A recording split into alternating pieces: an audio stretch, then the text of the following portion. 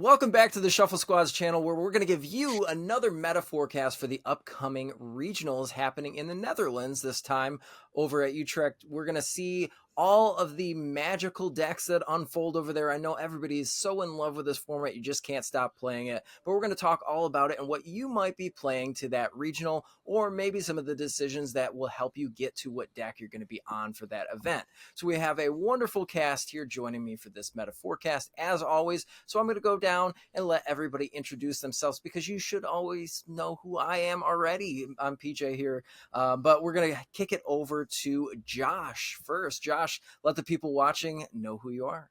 Hi, I'm Josh Frink, Chicago player. Yeah, that's pretty much it. I'm Blake. Awesome. Sorry. No, you're good. Blake, tell the people. Go ahead. People want to know who you are. Texas local. I haven't been to an event in months, and I got into EUIC, so we'll see everyone. Yeah, that's right. And we'll hop to Jerrick. For those of you who don't know me, I'm Jerrick, a member of the Shuffle Squad with everyone else here on this wonderful meta forecast. And I'm also, ironically, from the Chicagoland area.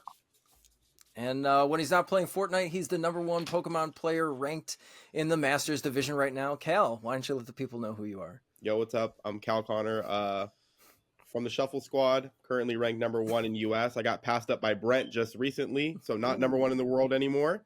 He got first and second place back-to-back events, so kind of hard to top, but we are still doing okay NA-wise. Yeah, exactly. We'll keep on keeping on, Cal. We know that you got still quite a big chunk of the season left, and so should you if you're watching this meta forecast here, where we're going to talk about all of these decks coming up. Now, the first one I really want to mention, and the first one that you should know going into these next couple events, is Gardevoir. I really think that Gardevoir has been the most powerful decks in the past few events that we've seen, over in Europe right now. So, Josh, why don't you talk to me about your opinions on Gardevoir right now and what you think? How should we be building the deck? Does it have a good meta spread? And talk to me a little bit more about that. Yeah, Gardevoir, in my opinion, is probably just the best deck right now. I've only played it in best of 1, where it's definitely better. Like, it's unquestionably the best deck in format in best of 1. There's probably an argument for Tina in best of 3. But I still think Guardy is #1. Its matchup spread is a little weird. Guardy is kind of a deck where, like, if you don't get beaten early, like turn 1 or turn 2, you're winning against pretty much everything. And that includes bad matchups, like Miraidon. Like, if they are not turn 1 Iron Handing you, if you can respond and kill, you just kind of win. You do take really solid matchup into Charizard, which is always good because Charizard's going to stay the most played deck until rotation. You take a really solid Mew matchup, which is very good for this tournament specifically because it is the last EU regional with Mew. You take a really good Moon matchup, which has been blowing up recently. It's been like the #3 deck. I would argue Tina is probably like 50-50. I think if both players play optimally, Guardy's probably a little favored without Avery in Tina. And if Tina plays Avery, it's probably slightly Tina favored, but there are still ways to play around it as well. But yeah, in terms of build, I've seen a lot of people going around saying that you shouldn't play 4 VIP. I don't agree with that. I think you should probably stay playing 4 VIP. Yeah. I think the only like real room for like exploration with deck building is like the extra supporter, which right now I think should always be research. You can play Avery. Right now, I'm playing Research Turo as my 2 slots. And yeah, you can play other cards in those slots. Mm-hmm. I really like Turo personally. It helps into Snorlax. It's like a win more card versus Moon. It's really solid in the mirror. It's really solid into like anything basically where you want to remove your Guardy EX off the board. It's very good. And then other flex spots are like your path bumps. You should always play 4, but then your options are like a combination of Artisan, Moonlit, Collapsed, Worker, and Vac. Right now, I am playing Worker, 3 and 1 of each stadium. That's what I had a challenge tonight that I played that too. Before that, I was playing Vac over Moonlit Hill. But I would play Moonlit Hill. To a best of 3, I would play Moonlit Hill. I think it's worth the spot. So I would probably go Worker 3 stadiums. Okay. And yeah, anyone want to chime in on the Cresselia debate? I've seen some people tech Cresselia back in for Mirror and also for the Tina matchup just to give it that little bit extra of an edge. Do you think that we're going to see that over in the Netherlands here? I don't really. I've never really liked Cresselia, but I think Screamtail gets the job done just enough. But I haven't played Guardian enough to know if Cresselia is good in it again. Gotcha. No. So that not a good card. Depends. I wouldn't play it. I don't think it's worth. Probably depend how they feel. Like if you're gonna if you play Crest, then you don't play Jirachi. I think that's the only thing. But yeah, I don't think you need Cresselia. I think it's I've seen some people like pull Mew out for Cresselia, and I feel like that's a little.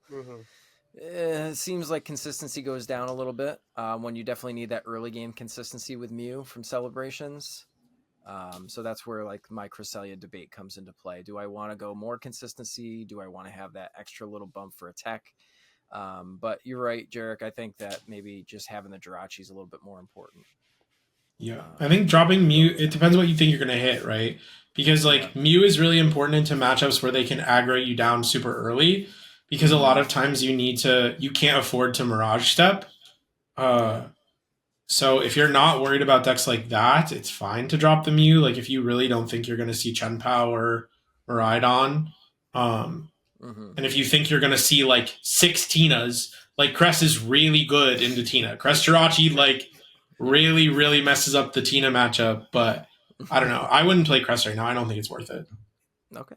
Well, as far as that goes, we're just going to stop talking about Guardy right now just because we've been playing Guardy for forever. We know it's a great deck. You know it's a great deck. Let's talk about another one that's kind of on the chopping block as far as it stands. There's been a few different builds and there's been a few different techs for it, but Lost Box usually does well over in the EU side of things. So, Blake, why don't you talk to us about Lost Box? I know that you're a comfy enjoyer. You love selecting the flowers. There's been a couple of decks I've seen posts on Twitter or X that play a little bit more of the tools here, like the new TM Crisis Punch, and then a little bit more of the TM Devo. We've got the Mawile in there for some text. What do you think about all this stuff going into the next regionals? I think Radiant Zard's in a really good spot as well as Tina, but that being said, Tina's probably its own deck. I think the Aiden Kuz build of Kyogre is really good with Mawile, but I think for this event you definitely need 2 with Guardy playing the Turo package right now and possibly a Pal Pad and Collapse. It's just really hard to lock something in the active right now. So I think you need 2 for it to be effective. Otherwise, I wouldn't play 1. I think Kyogre's in a great spot right now, especially against Zard and a few other things, because you're going to force them to have Rod super late game when hopefully they just wasted on their energies they have to shuffle back in. Yeah.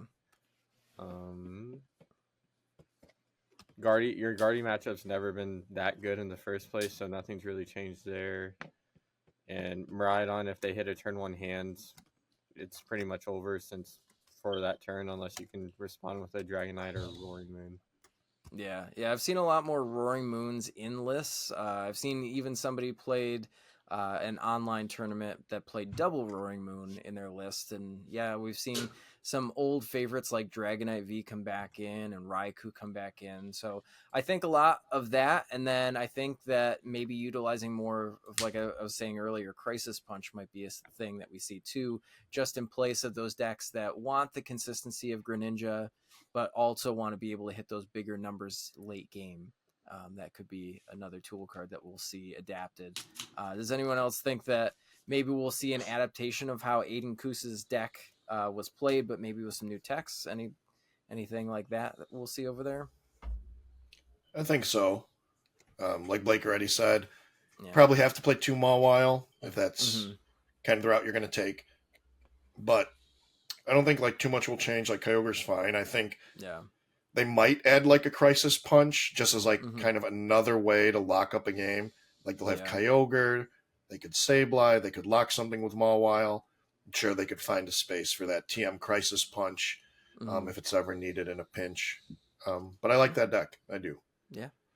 It's a good deck, and if you know how to play Lost Box, you're going to have a great time. I know that there's some consistency issues with people learning how to play Lost Box, but we're going to talk about a different Lost Zone box. And Jerrick, I want you to talk to me about your thoughts on Giratina overall. I think that Giratina still has a great spot. We saw it, Ian piloted it really well in the latest North American regional. So as far as Tina goes, do we think that we're going to see any different changes outside of that list? Do we think that Spiritomb is going to show up, or we're sticking with the 4 paths? Kel has been playing the 4 path build and doing really well with that too. So what are your thoughts, Jerrick? I feel like Tina is still really good, still arguably the best deck in like the format. There probably won't be too many major changes. I could see like maybe the Spiritomb just because it's Mew's last ride. I could see them just sticking to 4 path, but I think like interestingly enough, probably the biggest change that we see and that probably should be seen is like the expected rise of Guardy. They probably should all be playing 1 Avery now. Yeah. Just to help with the Guardy matchup, and whether that's your Spiritomb spot, your 4th path spot. I've seen lists running around right now with 3 Super Rod. I think making that an Avery spot just to help with the Guardy matchup is probably the tech option of choice, at least for me personally. But I still think the deck could definitely get another regional win before rotation here. Oh yeah, yeah, and I really do think that it is in a very, very good spot in the meta right now. Like I was saying earlier, Cal's been playing it at cups and challenges and doing really well. Just a super consistent build. That's all you need. You just go in and do hard. Now, Cal, you kind of flipped the fence here a little bit because we played the long game as you would.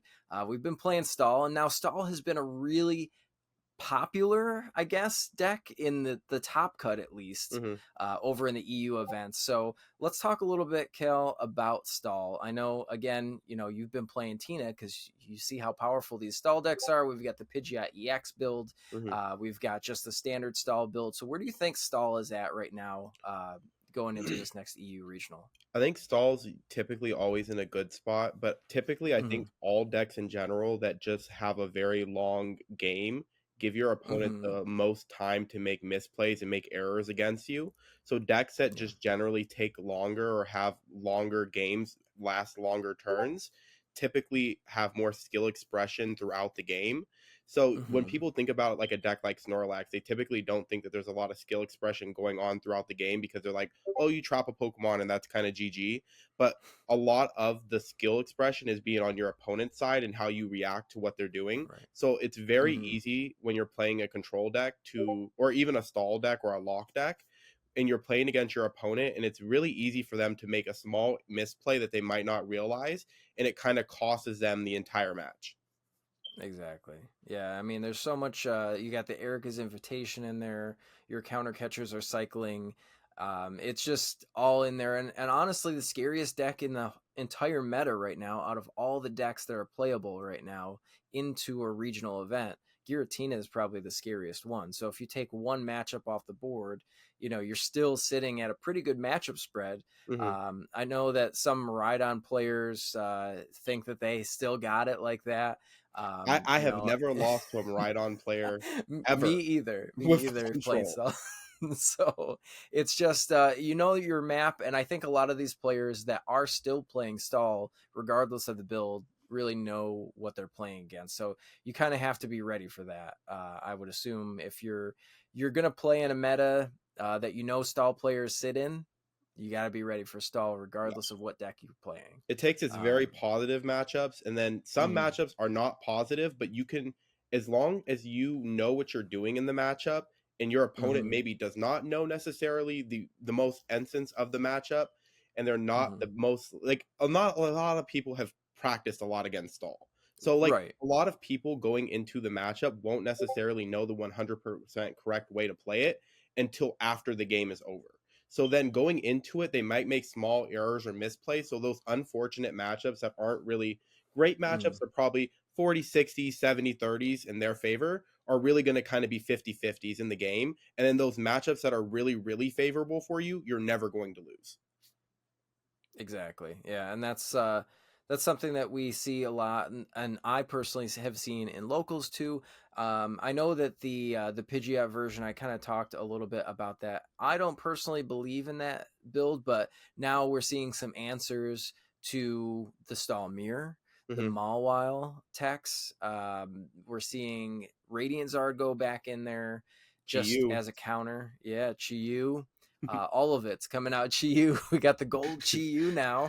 I did play Chi-Yu this weekend. Our pal Day and Fates. Yeah, Jerrick just won a cup recently, so we obviously can see that Stall is still good and something that should be on your radar going into this event. So let's talk about a deck that maybe hasn't been on the radar for a couple of weeks, but it always seems to come and creep back in when we least expect it. And this is, again, just like Josh was saying earlier on this forecast, that this is the last ride for Mew at EU. So Josh, why don't you talk to me a little bit more about your thoughts on Mew VMAX into this meta right now? Obviously, Moon is a scary matchup, but do we think that we're going to see a couple more techs, maybe some Box of Disasters come out for the Guardy matchup and the Moon matchup, maybe some grass attackers come out of nowhere? No. What are your thoughts on Mew VMAX? Definitely not the grass attackers. I mean, people might play them, but it will be bad. You'll go 3/3 drop or something like that. I don't think this is a hot take anymore, but it was back when Moon first came out. The matchup is just simply not that bad.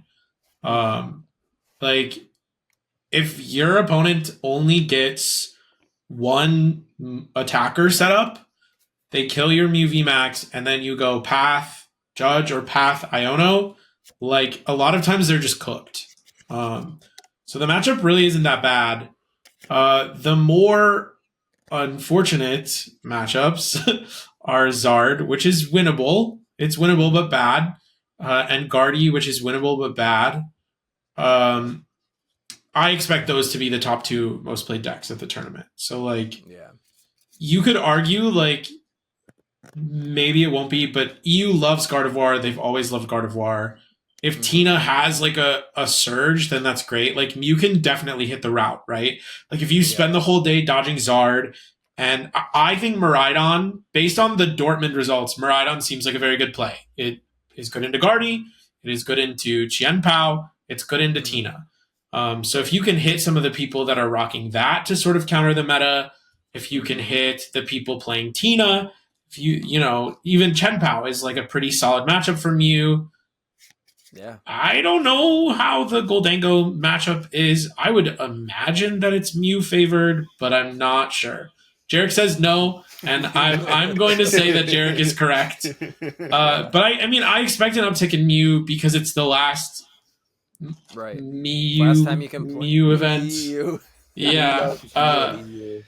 Yeah. Oh, People, Mew just like Mew. seems to. EU just loves decks that are purple. Lost Box, Guardy, Mew, like they're addicted. So I would not be surprised. On the back, and we're in. Right. So I wouldn't be surprised to see Mew have like a deep-ish run. I don't expect it to go up more than like 2% based off people giving it like a last run, just because the meta is so hostile. Like Guardy is winnable, and Guardy players cook themselves a lot. But if the Guardy player is playing well, that matchup is so bad. It is real tough, especially if they have the VAC. It's just real tough. So yeah, I don't know. I think Mew's fine. Get that Box of Disaster out of here. We don't like you that. should, I think DT Mew is still the best way, but I wouldn't be too surprised to see a fusion like make a deep run, because your matchups into like fusion. Moon and Zard are slightly better, maybe. Actually, no, I'm not 100% sure on that. I think DT actually has a higher win percentage into Charizard based on stats. So, but your Roaring Moon matchup is definitely better with fusion. Yeah, Yeah, I think Mew will Okay. see some extra play. Perfect. So if you're still going to play Mew and you know the matchups, definitely sleeve that baby up and bring it down to Utrecht. But now I want to talk a little bit more about the other side of things here with Blake. Blake, have you played Roaring Moon? Do you know anything about it? Have you seen it at Cups and Challenges lately? Because I have. So we know that Roaring Moon has had an uptick. People have kind of figured out the 60 now, adapted off of Ross Cawthon's list, and then going with some of the tools. We saw it in the TSS 9v9 charity battle. Just cook some Rhydon and go to town. So, and thank you, Jerrick, for that, by the way. Blake, what are your thoughts on Roaring Moon EX here? I think Roaring Moon's a great deck right now. Just the possibility to beat any deck pretty much on turn 1 is an amazing feeling. I played Ross Coughlin's list with like 3 or 4 cards different. I put in a Vitality band for the mirror because it lets your Roaring Moon hit 230, which is a great number. And KO. Yep. What was the other 230? Oh, Dragonite. Dragonite, yeah. Which in hands. So if they just if Miraidon opened hand, you still had an out and not take damage. I think it's a great deck. Very consistent. I had no issues setting up. Not much to say about it. I mean, just the possibility to beat literally everything, but you also lose to yourself. That is true. Yeah, it's very reminiscent of Reshiram back in the day that people have played back then, where if you didn't get your welder on your Reshiram, you're just cooked for the rest of the game. It's a very aggressive deck. It's if you've played Miraidon, you know if you don't hit the electric generators, it sucks. But I feel like Roaring Moon is a little bit more of a consistent deck than that. It's got a little bit more of the pieces. I think that a lot of people. If you're teching for Roaring Moon, the biggest tech I found, and it's wild, is Spiritomb, because Spiritomb shuts off Moltres Feet. And a lot of people don't realize that. So I think Spiritomb is actually a good play if you're expecting a lot of Roaring Moon. I just feel like the deck is still really good overall. But if you're trying to tech against it, that might be my hot take for the meta forecast here. I think that it's important to say if you're only teching Tomb for Roaring Moon, don't do it. It's good into other stuff. So it's good into a lot. Spiritual is actually really good for this meta. Mew. Mew, Zard, Lax, Moon. Lax. What else plays Luminion? Is that it? Lugia. No VIP Guardy. No VIP Guardy. It's good into Lugia. There we go. The most important deck in format. That's right. All right, so let's talk a little bit about some other fringe decks since we're on that subject now. Jerrick, we're going to talk about 2 decks here with you. One is a favorite of yours that you top 32'd with, and another one is an Ice Cat that's got a really nice counterpart that we keep seeing up on the TPCI streams of a cat from home who we love dearly. So we've got the Frink-Pao or Ice Cat. We got Chien-Pao EX, and then we got the string cheese in your lunchbox. It is our Gholdengo EX. Both of these decks seem to be doing well in EU events, and we just don't understand it. We try playing them at locals, and they might not translate as well. Talk to me about both of these decks. Are they going to still see some success in Utrecht, and how are they going to do that? So I'll start unbiasedly and start with Chien-Pao. Okay. I still think it definitely will see play. The reason I think it's seeing success too is like the meta is shaped for it, if that makes sense. So like a lot of Guardy being around, or assuming there's going to be a lot of Guardy, Chien-Pao does take a pretty good Gardevoir matchup. They can Greninja as early as turn 2. If their opponent gets Manaphy down and they're not playing Clone, they can Hands. And if the opponent can't Rare Candy up, knock it out, they could Hands again. So it's got a good Guardy matchup. It has a good Zard matchup. The Chien-Pao can one-hit KO a Zard pretty easily. And then early in the game, again, if they get to Hands, again, it's another way for them to take early prize cards. So I think just some decks in the meta right now just don't have the best matchup into Chien-Pao. Of course, it's fragile. It's a glass cannon. Sometimes doesn't set up. It's a little inconsistent. But I think we do see a couple of them sneak through today too. one might sneak in like to top 8 again, kind of like Owen Cameron did at Dortmund. And again, I think it's just the meta is a good spot for it right now, where its matchups are going to be pretty good. As far as Gholdengo, my opinion, the BDIF. It's kind of the same thing. It could one-shot anything because it has uncapped damage as long as you have the energy to discard with the attack. So things like Charizard, it's a good matchup for you, which, again, should be pretty popular here until rotation. Things like Mew, easy to one-shot. Big things like Rapid Strike, if it sees play, easy to one-shot. It doesn't struggle with one-hit KOs. Palkia has always just been a good attacker, so it's a good mid-range attacker into a lot of decks. Star Portal's extremely powerful with Greninja. The cross-switcher clone play is always going to happen with that deck. It's very difficult to miss it. So I think that'll see play too. It's also something different.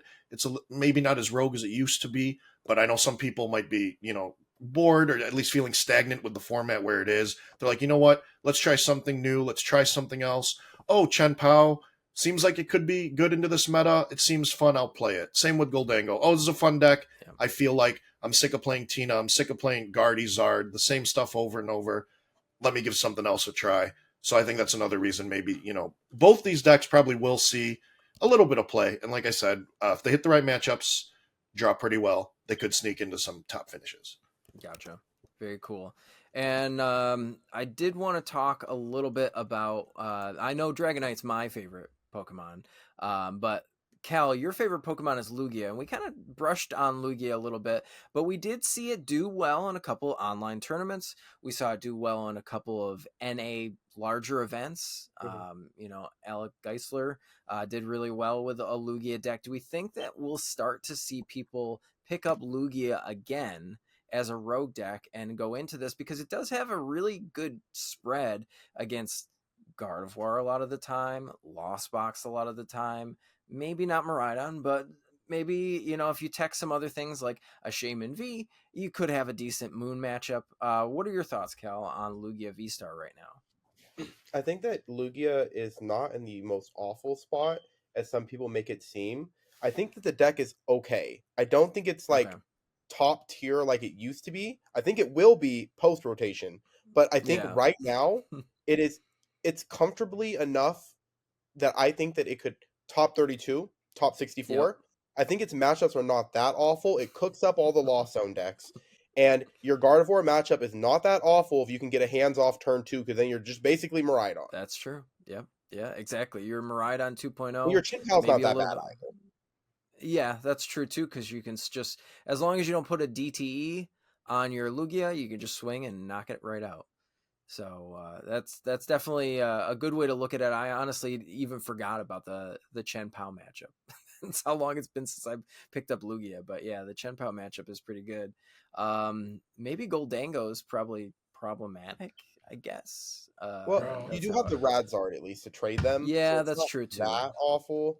But like the deck right now, I think it's not in its best state right now. It's solid. Oh no! Get out of here! Cut the Lugia propaganda, bro. Oh come on! I'm just saying, if I see Lugia with Dango, I am 2-0ing that Lugia. Bro, Lugia beats Lost Box, bro. What? With 3 Snorlax in there and hands, bro. All right, money match after this. Anyway, that deck is so bad.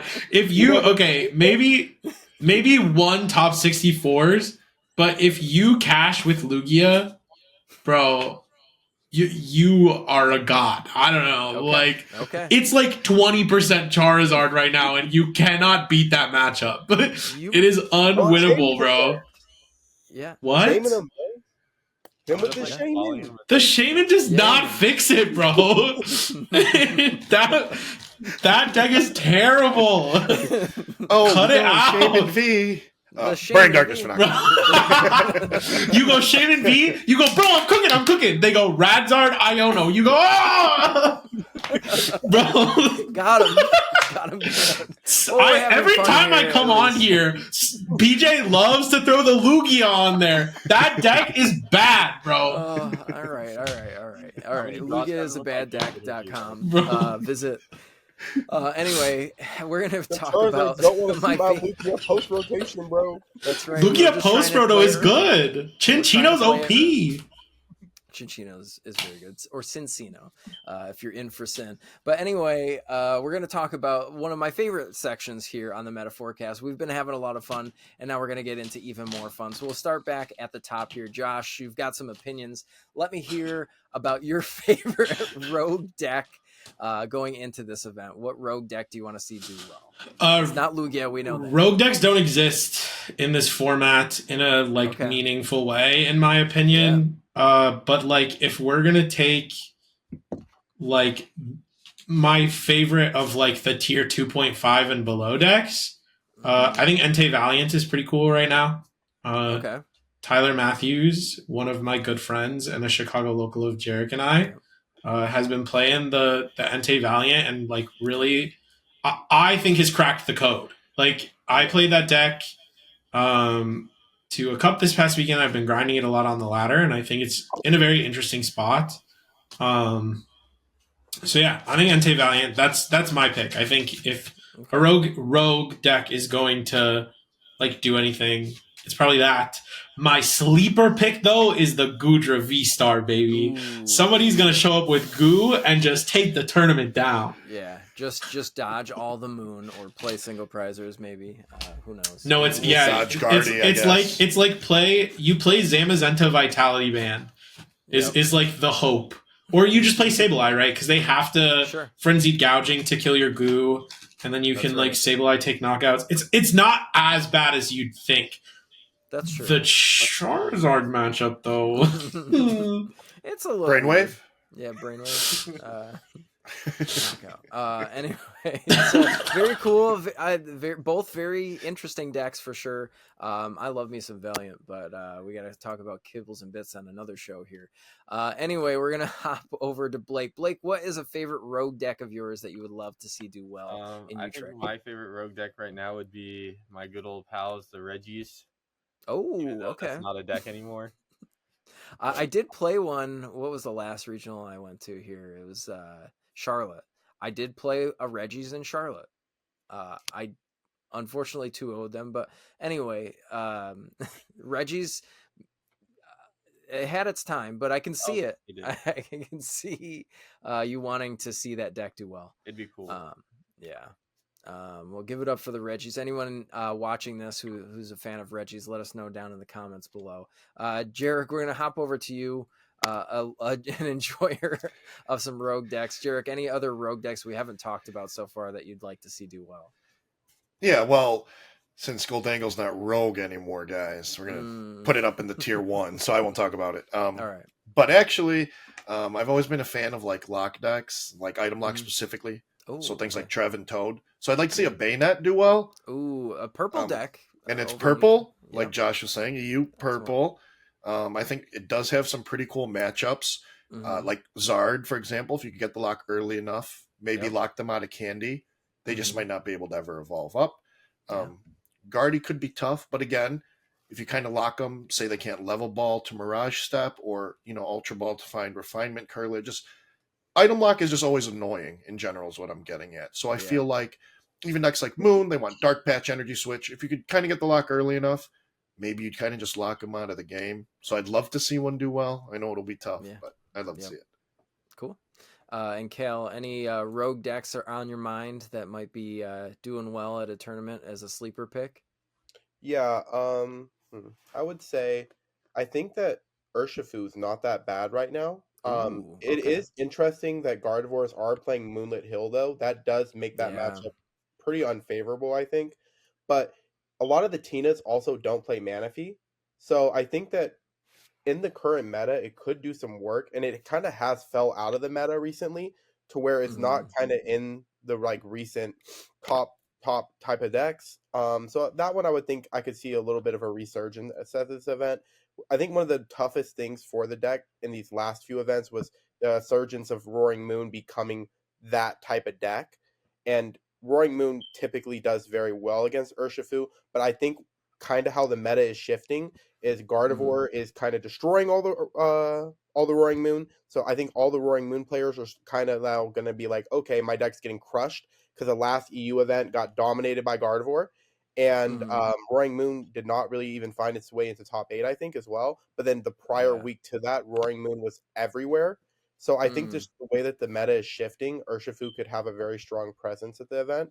One of my sleepers, I guess I would say, maybe Cloth. Maybe we see a Cloth do well. Ooh, a little bit of Cloth.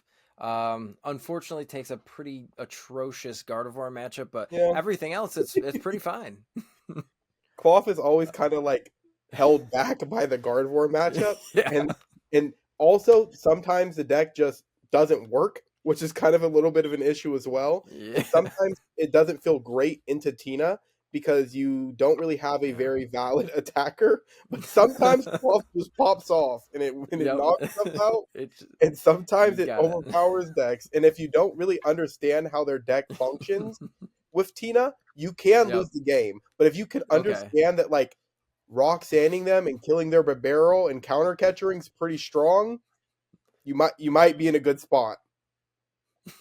There you go. He's got the Cloth already ready. Jerrick's coming at it. So I'll give my perspective on something that could do well. Now, there's one deck I really want to do well, but I know that nobody is going to play this deck, so I'm just going to say it now. And I would love to see a Fortress EX deck do okay, just because it's funny. But honestly, what I've been seeing actually do well at Cups and Challenges, that's kind of a rogue deck. It is a purple deck. We've got Reversal Gardevoir, which plays Mewtwo V Union, which also will be a last ride for this EU tournament. So I think that maybe that could be a deck that we'll actually see come out of the woodwork. You've got 4 reversal energies. You got the big bad Mewtwo V Union to just pop 160 damage worth of output as an effect all over your opponent's board each and every turn, or do that big 300 damage attack too. So either or could be really cool. I think that could be a deck that we will see. Unfortunately for my guy, Fortress EX, probably not the time or place to be playing it at a regional, but it could be funny maybe at the side events. But yeah, so Reversal Guardy is probably the pick for me if I saw some sort of rogue deck do pretty well. I was going to say Bayonet, but Jerrick kind of stole that from me. But yeah, purple decks go hard at this regional event. So now we're going to talk about other decks that go hard for a regional event. We'll do a roundtable here on what the top 3 picks personally for each and every one here on the panel, what they would be going into this event. So we'll start back off here with you, Josh. What would your top 3 picks be for this event? Can I clarify, like most played day 1 or like most successful? What 3 decks you'd put in your backpack and bring to this event? Ooh. Gardevoir. Okay. Is the obvious answer, I think. Miraidon is number 2, which is crazy to say. I don't think I've ever said that Miraidon looked like it was a good play for a deck, for a tournament. But it looks very good right now. Yeah. Number 3, I don't know. Number 3 is probably Snorlax. But it depends what your goal is, right? If your goal is win the event, you play Gardevoir. If your goal is top 8 the event, I play Miraidon. And if your goal is day 2, maybe sack your way in, I would play Snorlax. Fair. Okay. Very good. I like all of those opinions. And Blake, what 3 decks would you bring over to the Netherlands here this weekend? Tina. Tina and Tina. All 3 of them Tina. We want to show off the max rarity Tina that Blake loves to play.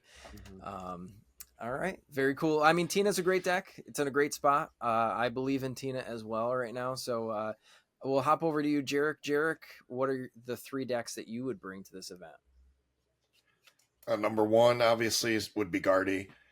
I just think it's always been the best deck in format. As I said before, best deck in format doesn't always mean the best play in format, but I think for Guardy's best deck in format and best play for this event. Number 2 would be Charizard, for sure. I think it's just safe, it's consistent, it's strong. You still boast your good matchups. if Miraidon's supposed to clean Guardy out for you, then you should hopefully dodge the Guardies and hit Miraidon. And then number 3, me personally would be Gholdengo, obviously, but realistically for everyone else should probably be Chien-Pao. Yeah. Because as I said before, like Glass Cannon, but has really good matchups into the meta. So that would be the 3rd for me. Cool. And Cal, what about yourself? What would you bring? What 3 decks over to Utrecht? If I was going, the 3 decks that I would bring is Gardevoir, Giratina, Snorlax, and that's it. I think all 3 of those decks fit my play style. I like decks that play the long game with my opponent and give my opponent the most opportunity to make mistakes throughout the game, where I can show more skill expression and win the game that way. I think those are the decks that I tend to like to play more often. So going into any event, I feel like I identify what kind of deck that is, and those are going to only be my options going into the event. Very cool. And that's words of wisdom by Kel Connor here, that if you don't know what deck you want to play, maybe you should consider what decks you play best to go into an event. So that's something to note here on the Shuffle Squad. You can take that free advice and you can go ahead and use that later in life. But we're always down for giving some sort of discount here for everybody. So you can always check the description below for all the sponsors that help out the Shuffle Squad here, and use some of the affiliate codes so you can save some money at home on Pokemon TCG product. Now, before we do leave this meta forecast for Utrecht over in the Netherlands, I do want to give a special shout out to all of my lovely guests here on the panel for this meta forecast and give them a chance to shout out who they want to at home that helps support them, and also any sort of place that you can find them on the internet, so you can contact them if you thought anything that they said today resonated with you. We'll start off again with you, Josh. Yeah. My Twitter is @DreamJew. You can follow me there. It's also probably the easiest place to contact me. You can shoot me a DM. And then, I'm on Metafy. Metafy.gg /@Josh-Frink, I think is the link. And I offer coaching. I offer a 30-minute free introduction, and then we can chat about why you shouldn't play Lugia. And then Blake, where can people find you on the internet, and any shout outs you want to give today? Shout out my brother, it's his birthday today, just turned 18. Plays the game a little bit.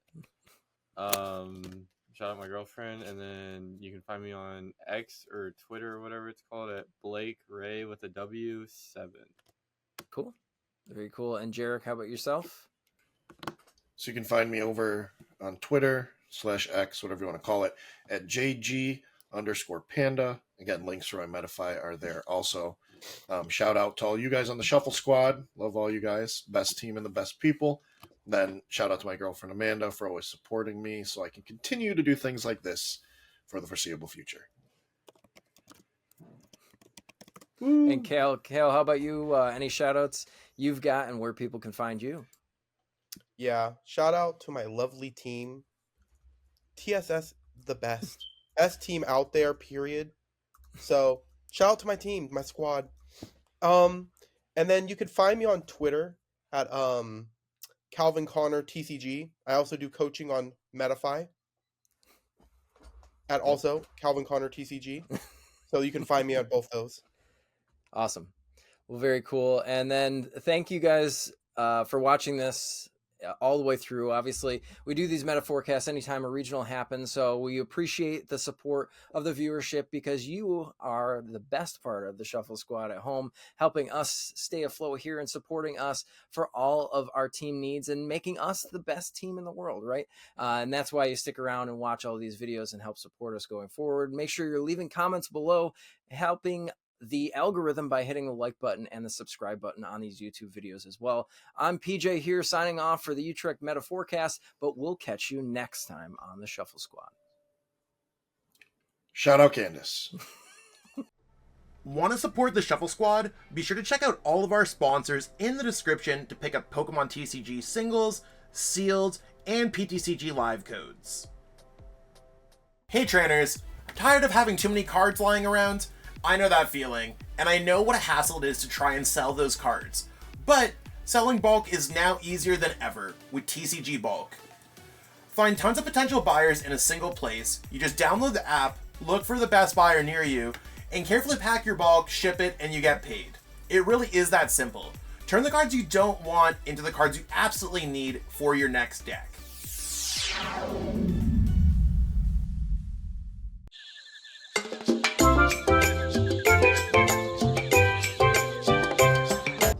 You made it to the end. Thank you so much for watching this entire video from the Shuffle Squad.